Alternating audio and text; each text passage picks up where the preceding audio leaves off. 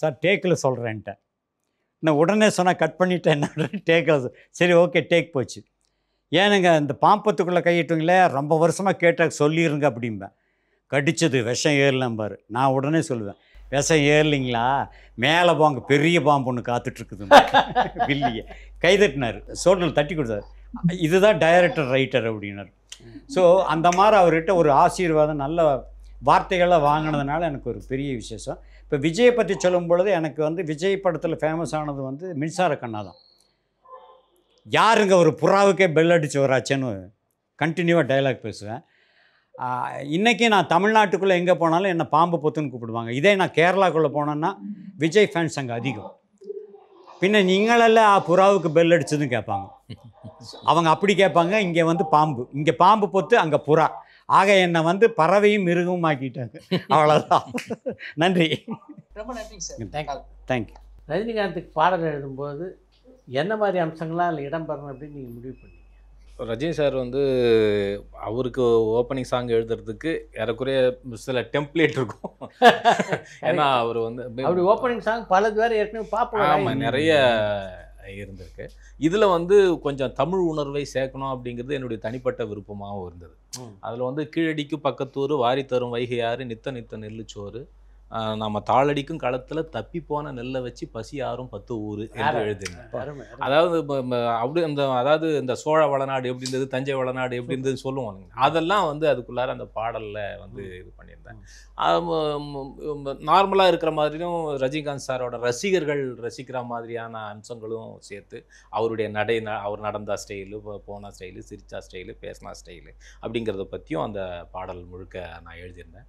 அந்த லிரிக் எழுதி அனுப்பினோடனே ரஜினி சாருக்கு இதை அனுப்புகிறேன், நீங்கள் அதை ஒரு பேட்டர்னில் சூப்பர் ஸ்டார் சாங்னு போட்டு எனக்கு அனுப்புங்க ஒரு ஃபைல் அப்படின்னாரு.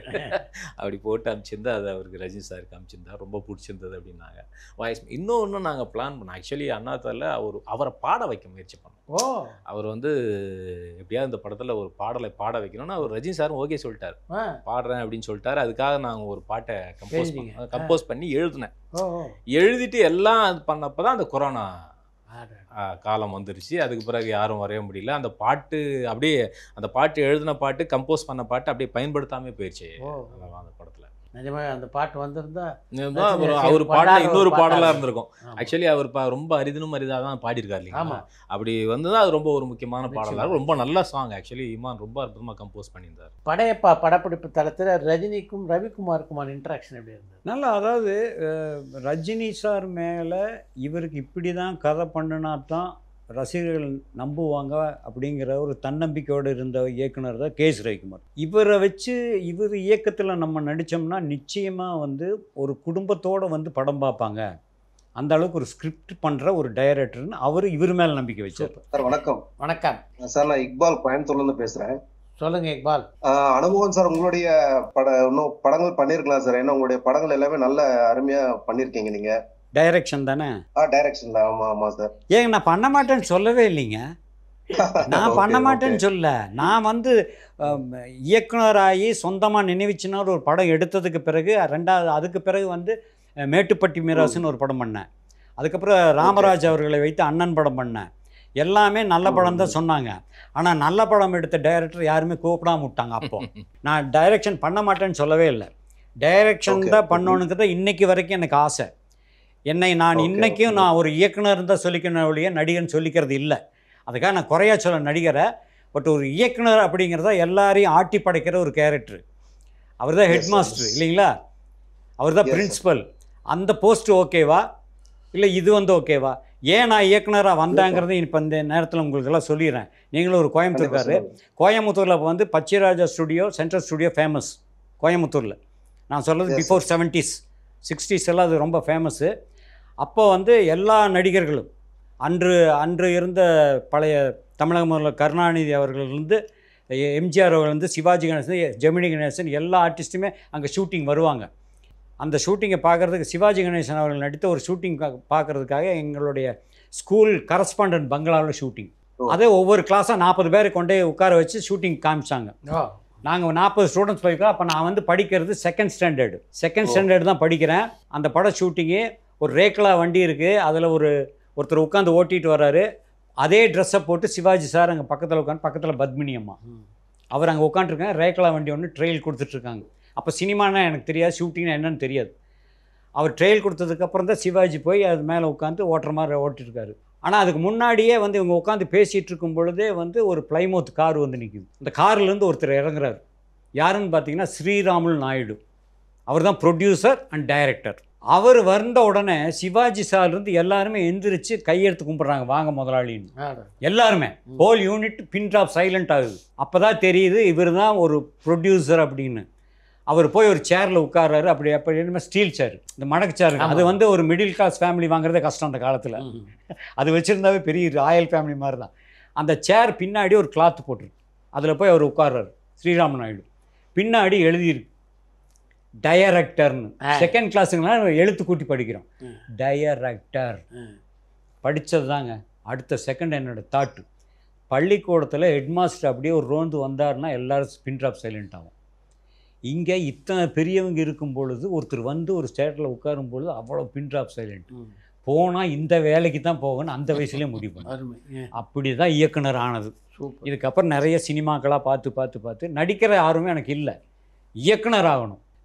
இப்படி தாங்க நான் டைரக்டர் ஆனது. நான் டைரக்ட் பண்ண மாட்டேன்னு சொல்ல, இப்போ நீங்கள் படம் எடுக்கிறான்னு சொல்லுங்கள், நான் டைரக்ட் பண்ணி காமிக்கிறேன். அது இல்லாமல் இந்த இவர் முதல்ல இப்போ சில்வர் ஜூப்ளி ஹீரோ மோகனை வச்சு பண்ணும்போது உங்களுக்கு எப்படி அவருக்கு வந்து ஈஸியாக அவரே நடிப்பு இது பண்ணிட்டாருங்களா சார், இல்லை எப்படி அவருடைய இதை பற்றி கொஞ்சம் சொல்லுங்களேன் சார். இல்லை, எனக்கு வந்து மோகன் அவர் வந்து பயணங்கள் முடிந்து நம்ம க்ளோஸ் ஃப்ரெண்ட்ஸ் மாதிரி தான், வாடா போடாங்கிற அளவுக்கு ஃப்ரெண்டு தான். நான் முதல்ல இயக்குனராக வரும்பொழுது வந்து நான் வந்து மோகன்கிட்ட போய் மோகன், நான் ஒரு படம் எனக்கு டைரக்டர் சான்ஸ் வந்திருக்கு, நீ தான்டா ஹீரோ அப்படின்னு. கதை கேட்குறியா என்ன, நீ எல்லாம் கதையெல்லாம் சொன்னால் வேண்டாம், நீ என்ன பண்ணுவேன்னு எனக்கு தெரியும், நான் வந்து நடிக்கிறேன்ட்டார். ஸோ அதுதான் வந்து அந்த ஃப்ரெண்ட்லியாக பழகிற ஒரு கேரக்டர். இரண்டாவது, மோகன் அவர்களை பொறுத்த வரைக்கும் அவருடைய காலகட்டங்களை பார்த்தீங்கன்னா அவருடைய படங்கள் எல்லாமே வந்து இசையை பேஸ் பண்ணியாகவே இருக்கும். அந்த மியூசிக்கை பேஸ் பண்ணி தான் இருக்கும். நீங்கள் எல்லா படமும் பார்த்து ஃப்ரம் பயணங்களும் வந்து எல்லா படம் பாருங்கள், அந்த இசை வந்து அவருக்கு ஒரு பெரிய ப்ளஸ். அதை விட என்னன்னா அவரே ஒரு சிங்கர் மாதிரி தான், நல்லா பாடுவான் மோகன், நல்லா பாடுவாங்க. அதனால தான் பயணங்கள் வந்து அந்த சாங் லிப்பு மூமெண்ட்டெல்லாம் பார்த்தீங்கன்னா பக்காவாக இருக்கும். எஸ்பிபியே அப்படியே ஆச்சரியப்பட்டார், எப்படி அந்த மாதிரி. அதாவது நல்ல நண்பர், நல்ல நடிகர், காலப்போக்கு தான். அதாவது 30 வருஷமாக வந்து வாழ்ந்தவனும் கிடையாது வீழ்ந்தவனும் கிடையாதுன்னு சொல்லுவாங்க ஒரு பழமொழி. அந்த மாதிரி திரைத்துறை வந்து ஒரு 30 ஆண்டுகள். ஆனால் அதையும் மீறி திரு சூப்பர் ஸ்டார் அவர்கள் 50 ஆண்டுகள் இருக்காருன்னா உண்மையிலேயே நம்ம எல்லாருமே பாராட்ட வேண்டும். ரொம்ப சந்தோஷம் சார், மகிழ்ச்சி சார், ரொம்ப நன்றி சார். நன்றி, ரொம்ப நன்றி. அதாவது என்னென்னா, ஒரு இயக்குனர் ஒரு ஹீரோவை நம்பினாங்க, ஒரு ஹீரோ இயக்குனர் நம்பினாங்க, அதனால தான் ஹிட்டு. இவங்க 2 பேர் மட்டும் இல்லை, பொதுவாகவே ஒரு டேலண்ட் அவர்கிட்ட இருக்குது. இவர்கிட்ட இருக்கிற டேலண்ட் நம்ம யூஸ் பண்ணிக்கணும், நம்மகிட்ட இருக்கிற டேலண்ட் அவர் யூஸ் பண்ணிக்கணும். படம் எடுத்தால் தான் திரைப்படமே ஜெயிக்கும். நான் இன்றைக்கும் சொல்ல, சினிமாவுடைய வெற்றி வந்து திரைக்கதையை பொறுத்து தான் இருக்குதே ஒழிய, எந்த திரைக்கதையை கொடுத்தாலும் எந்த மாதிரி கதையை கொடுத்தாலும் நடிகர் நடிக்க போகிறாங்க, நிச்சயமாக நடிப்பாங்க. புரிஞ்சவங்களுக்கு. அப்போ சக்ஸஸ் எங்கே வருது, கதையும் திரைக்கதையில் தான் வரும். கரெக்ட். ஸோ அதனால் வந்து ரஜினி சார் அவர்கள் இன்றைக்கி 50 ஆண்டு காலம் வந்து இன்றைக்கும் வந்து வெற்றி வளம் வந்துட்டுருக்காருன்னா அதுக்கு மெயின் ரீசன் அவர் செலக்ட் பண்ணுறாரு. அந்த கதை எந்த போக்கில் போகுது, இந்த காலகட்டத்துக்கு நல்லா இருக்குதா, ஒத்து வருமோ ஒத்து வராது யோசிக்கிறாரு. அப்புறம் யோசிக்கிறது மட்டுமல்ல, ஒரு நல்ல கதையை சொல்லும் பொழுது அது புதியவராக இருந்தாலும் சரி, பழைய டேரக்டர் தான் சரி, அவருக்கு உண்டான மரியாதையை கொடுத்து அவருக்கு சான்ஸும் கொடுக்குறாரு. ஸோ நல்ல எண்ணம், குணம். அதனால தான் 50 வருஷமாக இருக்காருங்கிறேன். எந்த ஒரு கெட்ட பேரும் வாங்காமல். சினிமா இண்டஸ்ட்ரியில் வந்து ஏதோ ஒரு கெட்ட பேர் வாங்கிடுவான், ஆனால் எந்த விதமான ஒரு கெட்ட பேரும் இல்லாமல் ஒரு ஆன்மீகத்தன்மையோடு எங்கே எது பேசணுமோ அதை மட்டும் பேசிட்டு அழகாக வாழ்க்கையை, அதுவும் சினிமா துறையில் அழகாக ஓட்டிகிட்டு இருக்கிற ஒரே பெஸ்ட் டிரைவர் யாருன்னா ரஜினி சார் தான். Super sir. வணக்கம். வணக்கம். நல்லா இருக்கேன். தலைவரோட 50வது வருஷம் செலிப்ரேஷன்ல தலைவர் கூடவே பழகினவங்க 2 பேரை பார்த்து தலைவரை பத்தி பேச போறது ரொம்ப சந்தோஷமா இருக்கு.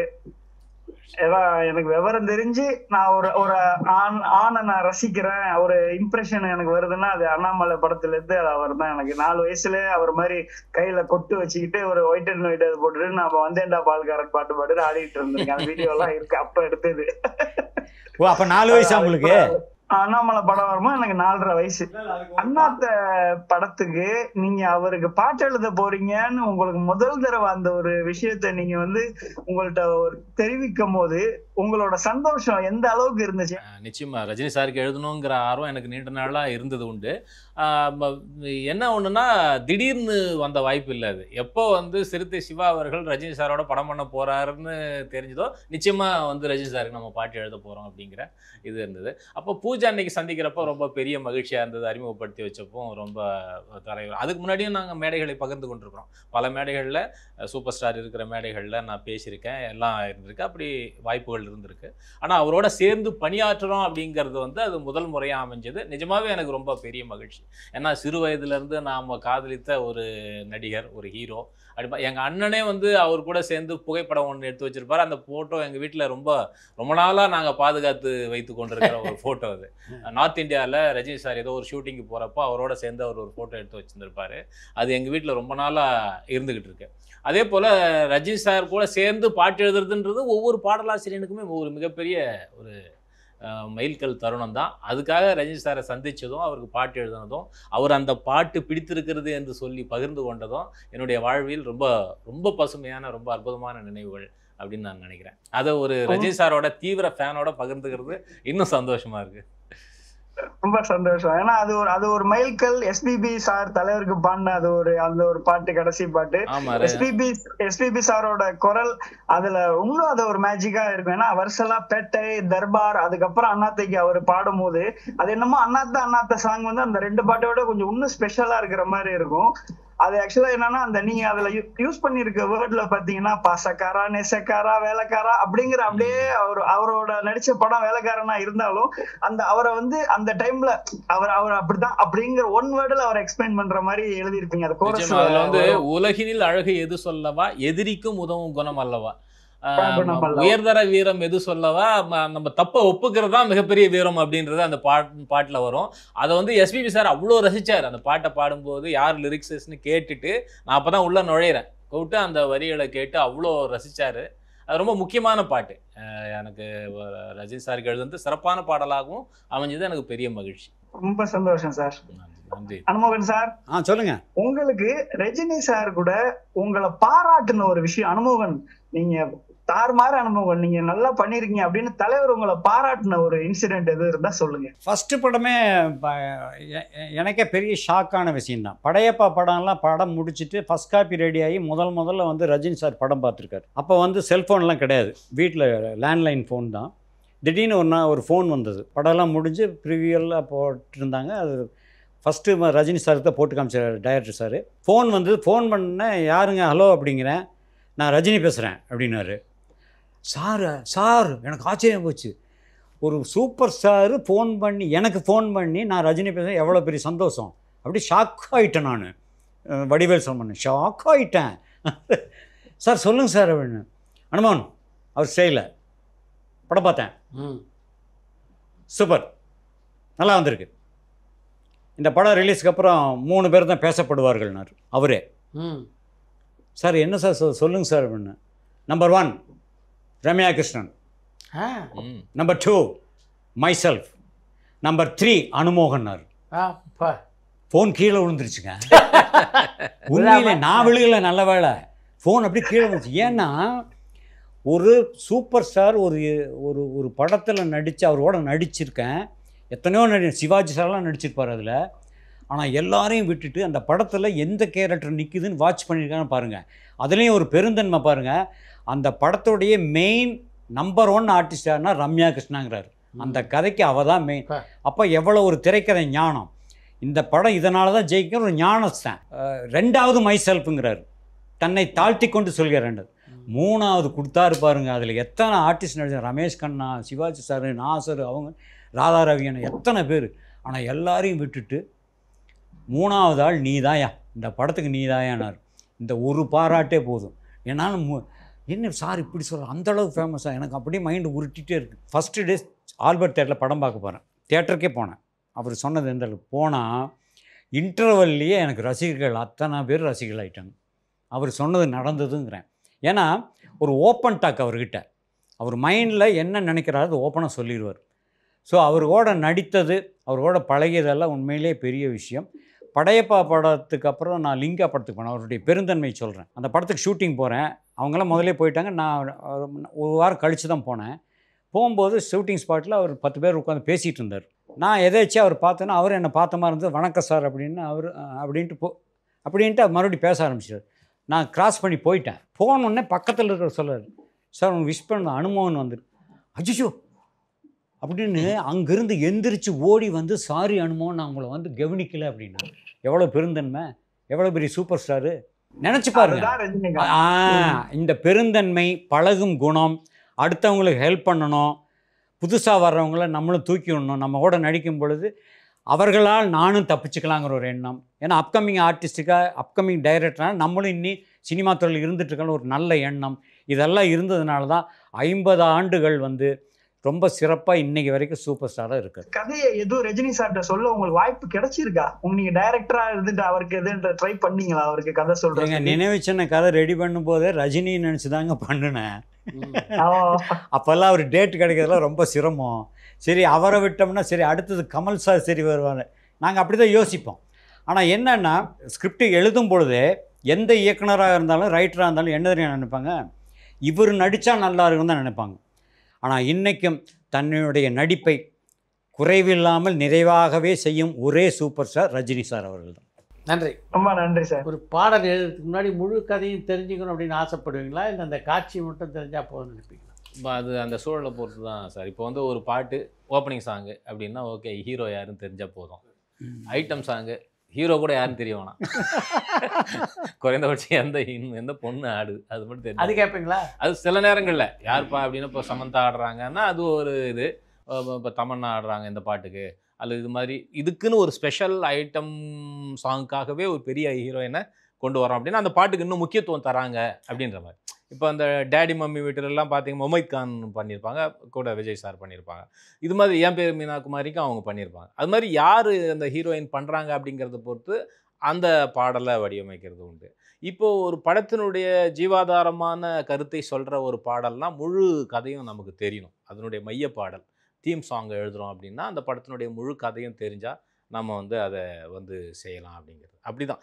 இன்னொன்று, முழு படமும் ஒரு படத்தில் எழுதுகிறோன்னா நான் கதையை கேட்டுருவோம் முழுக்க. எல்லா பாடல்களையும் எழுதுகிறோம் ஒரு படத்தில் அப்படிங்கிறப்போ அந்த படத்தினுடைய கதையை சேர்ந்து ஏறக்குறைய இயக்குனரோடவே நம்ம பயணிக்கிறதுக்கான ஒரு இதுவாக அமையும். அது எந்த பாடல் எழுதுகிறோங்கிறத பொறுத்து நம்ம அந்த சூழலை கேட்கலாமா அல்லது வேணாவா. சில நேரங்கள்லாம் சில டைரக்டர்ஸ்லாம், சார் ஒரு 3 டூயட் எழுதி பார்சல் பண்ணிடுங்க சார் சொல்கிறது. ஃபாரினில் ஷூட்டிங்கில் இருக்கேன் சார், ஒரு 3 டூயட் அனுப்பிச்சி விட்ருங்க சார், இதுதான் சார் மேட்ரு. டூயட்னாலே ஆண் பெண் பாட போகிறாங்க, ஹீரோயின் தான் பாட போகிறாங்க. அதை நம்ம வந்து எழுதாலாம். ஆரம்ப காலத்தில் அப்படி நிறைய பண்ணது உண்டு. 60கள்லாம் பார்த்தீங்கன்னா பாடல் எழுதியவர்களுக்கும் திரைப்பட கலைஞர்கள் படங்கள் நடிக்கிறாங்களே அவங்களுக்கு நல்ல இன்டராக்ஷன் இருந்தது. கண்ணதாசன் பார்த்தீங்கன்னா ஒரு பக்கம் சிவாஜியோடும் மிக நெருக்கமாக இருந்தார், எம்ஜிஆரோடும் மிக நெருக்கமாக இருந்தார். அப்படிப்பட்ட நெருக்கம் இப்போ சினிமா உலகத்தில் மற்ற கலைஞர்களோட பாடல் ஆசிரியர்களுக்கு இருக்கா? அந்த அளவுக்கு இருக்கான்னு சொல்ல முடியாது. ஆனால் இப்போவும் நடிகர்கள் வந்து பாடல்களை ரசித்து நம்மக்கிட்ட பேசுறது அதெல்லாம் ரொம்ப நடந்துக்கிட்டு தான் இருக்குது. அவங்களுக்கு பிடித்த பாடல் இப்போ வந்து பார்த்தீங்கன்னா, இப்போ கருத்தவன்லாம் கலீஜான் பாடலில் வந்த உடனே சிவகார்த்திகேயன் ஃபோன் பண்ணார். அந்த வரிகளை எல்லாம் சொல்லி, சார் ரொம்ப பிரமிச்சு போயிட்டேன், இப்போல்லாம் நான் காரில் போனாலே அந்த தார் ரோடை பார்க்குறப்போ உங்கள் வரிகள் தான் நினைவு வருது, இதுக்கு முன்னாடி காரில் போனால் ஜாலியாக போயிட்டு இருப்பேன் அப்படிங்க. அந்த பாட்டை பற்றி எழுதணும் இல்லைங்களா, அது ரொம்ப ஒரு விளிம்பு நிலை மக்களை பற்றி ஒரு முக்கியமான பாட்டாக இருக்கும். சர்ருபுரு காரு இங்கே ஓடும் பாரு, இந்த சாலையெல்லாம் போட்டு வச்ச ஆள் யார், நெட்டு குத்தா நிற்குது பார் ஷாப்பிங் மாலு, அதை நிற்க வச்ச கொம்பம் எங்கள் குப்பம் ஆள் அப்படின்னு அந்த எளிய மக்கள் விளிம்பு நிலை மக்களை பற்றி தொடர ஒரு பாட்டாக இந்த பாட்டு அவ்வளோ எனக்கு பிடிச்சிருக்குன்னாரு. அதுக்கப்புறம் இறைவா பாட்டு அந்த படத்துக்கு எழுதினப்போ எனக்கு ஃபோன் பண்ணி ரொம்ப நன்றி சொன்னார், ரொம்ப சிறப்பாக இருக்குது. அது மாதிரி நிறைய நடிகர்கள் வந்து அது இயல்பு தான். சூர்யா சார் நிறைய அவருடைய படங்களுக்கு பாடல் எழுதுகிறப்போ அந்த வரிகளை பாராட்டி சொல்லியிருக்காரு.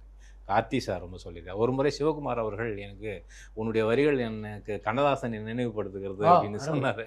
அது மாதிரி நிறைய பாராட்டுகள் எனக்கு கிடைச்சிருந்திருக்கு. ஆரம்பத்துலேருந்தே இன்னும் சொல்கிறேன், பெரும்பாலான நடிகர்கள் அது மாதிரி பல நேரங்களில் பாராட்டியிருக்கிறார். நடிகைகளும் பாராட்டியிருக்காங்க நிறைய.